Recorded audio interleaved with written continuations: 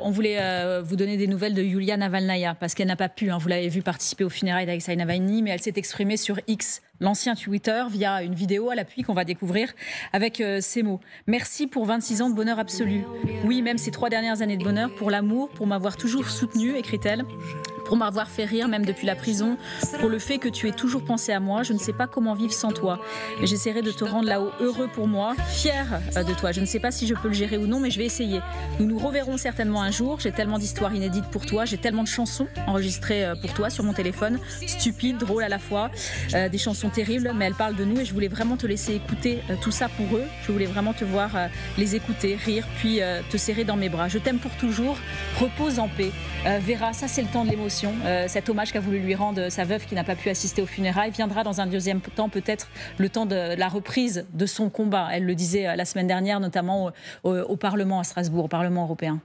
Oui, effectivement, c'est un côté personnel de l'histoire aussi de Navalny. Et d'ailleurs, c'est ici, on voit en fait qu'il y avait une différence énorme entre Vladimir Poutine comme président de la Russie et Navalny, son opposant. En fait, que même tandis que Poutine n'avait pas de famille, en fait, il s'est divorcé en 2014. Navalny, en face, avait une belle famille, avait des enfants, ne cachait pas sa famille. Donc, cette histoire qu'on vit en direct, la tragédie familiale, finalement, ça bat aussi, à mon avis, une partie des Russes qui pouvaient peut-être être neutres par rapport à Navalny, qui se disaient, bon, c'était en tout cas peut-être suicidaire ce qu'il faisait. Ça peut aussi, à mon avis, entraîner un peu de compassion, finalement, à sa famille et ça peut partiellement détourner ces gens-là du système de Poutine parce qu'ils vont se dire aussi que c'est tellement atroce, c'est tellement dur ce qu'il a fait avec, non seulement en opposant, mais aussi avec une famille, avec la mère, avec les enfants. Donc les enfants ont perdu aussi leur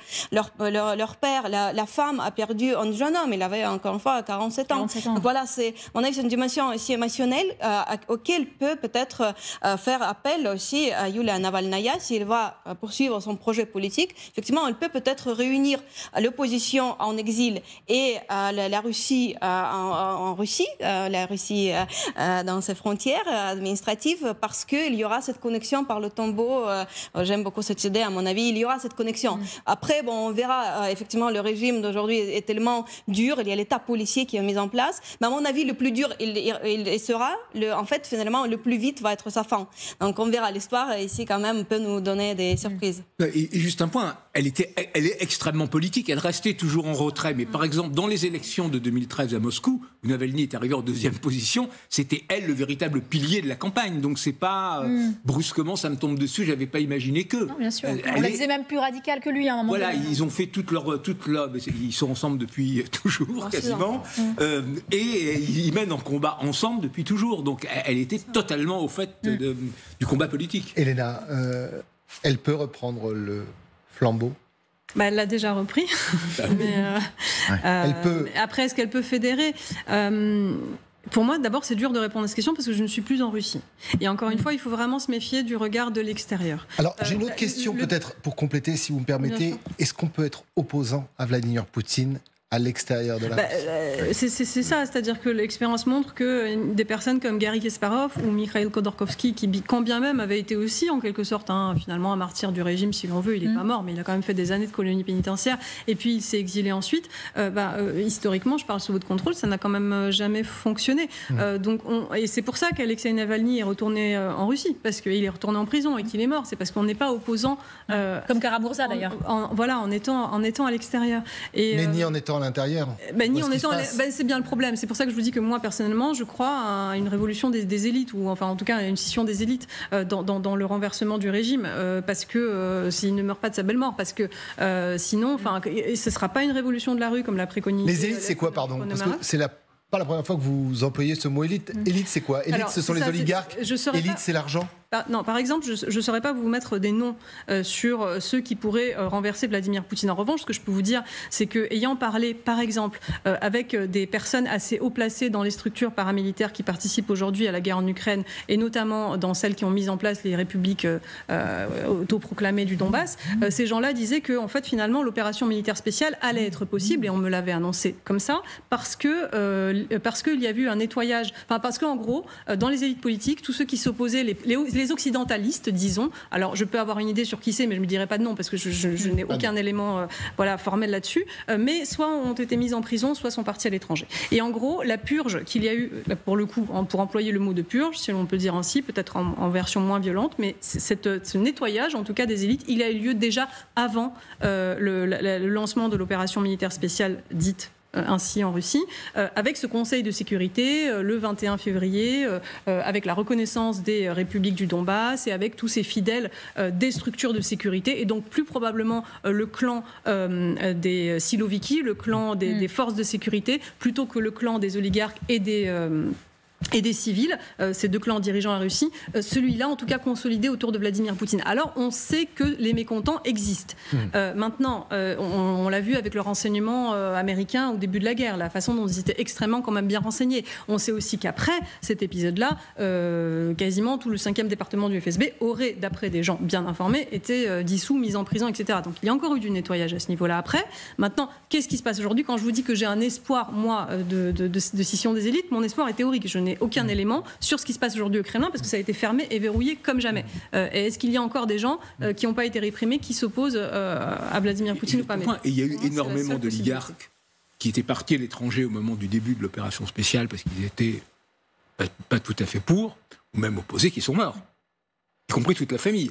Alors, je ne sais pas à combien on en est, mais on doit être une bonne quinzaine pour ne prendre que les plus autour des 20. Vous parlez de tous ceux qui ont eu de mal. Oui, mais pas des gens de plus haute importance, en fait. C'était des cadres c'était justement le milieu, quoi. Voilà, ce milieu, mais qui étaient ces gens qui étaient bons. Parce que, pratiquement tous, d'ailleurs, dans les hydrocarbures. Voilà.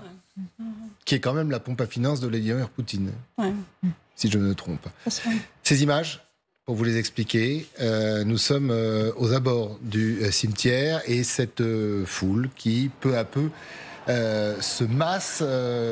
Dernier hommage peut-être à Alexis Navalny. Quand je vous le rappelle, il y a une vingtaine de minutes autour de sa famille, enfin de son père, de sa mère, le corps a été mis en terre.